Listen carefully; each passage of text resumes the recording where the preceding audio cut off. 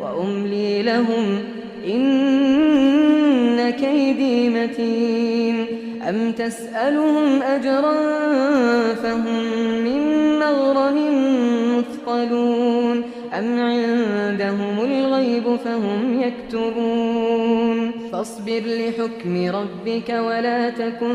كصاحب الحوت إذ نادى وهو مكظوم لولا أن تداركه نعمة من ربه لنبذ بالعراء وهو مذموم فاجتباه ربه فجعله من الصالحين وإن يكاد الذين كفروا ليزلقونك بأبصارهم لما سمعوا الذكر ويقولون إنه لمجنون وما هو إلا ذكر للعالمين.